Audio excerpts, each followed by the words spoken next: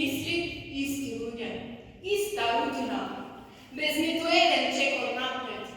Она тивка, позната, мирна зона, каде што ништо не предизвикува, ништо не бори и ништо не немерува. Звучи познато, не? Тоа е нашето сигурно прозорче, низ кое го гледаме светот, плашејќи се да ја отвориме вратата кон она што не напади. Ке не сретне сумнежот од непознатото, стравот од неуспех, несигурноста во разбирањето. И така во моментите кога можноста е пред нас, ние само немо напредуваме. Како таа полека ни се лиска од рака. Невидливи, но моќни емоции не обземаат, не гушат. Истовремено го потиснуваат нашиот потенцијал и нашата храброст да прифатиме различност. Но дали вистински не штитат или не зарокуваат?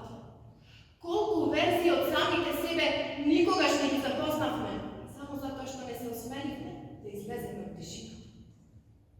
Иронично е што токму во моментите кога се чувствуваме несигурно, ние полека се губиме себе си. Како огледало кое ни состава илузија дека се е пред. А зад нас кои се што можевме да бидеме, неоспарени соништа, желби, креативни идеи, перспективи. Но тие не исчезнуваат. Тие остануваат некаде длабоко во сенката на нашето постојање. И не затоа што не постои можност да станат реалност, туку поради присуство на страх. Зашто комфортната зона не учи да молчиме кога треба да зборуваме, да чекориме назад кога треба да се исправиме. Само затоа што таму не чека сигурност, туку неизвестност. А ние често ја бираме сигурноста дури и по цена на себе откажување. И така наместо гласови, тишина. Наместо храброст, навика. Јас денес не зборувам за големи херојски подвизи.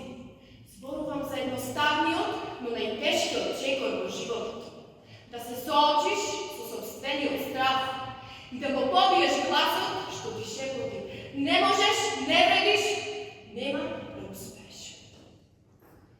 Покрај личната борба со стравот и ограничувањата, време е да погледнеме пошироко. Како последиците од нашата удобност допираат до сршта на нашата човечност. Сетете се колку пати сме се повлекле кога сме сретнале дете со попреченост. Колку пати сме свртеле поглед затоа што не знаеме како да се однесуваме, како да придеме, како да бидеме таму за нив. Тие не учат, не се кријат. Ние сме тие што се повлекуваме. И токму кога тие имаат најмногу потреба да бидат слушнати, видени, прифатени, ние одбираме тишина.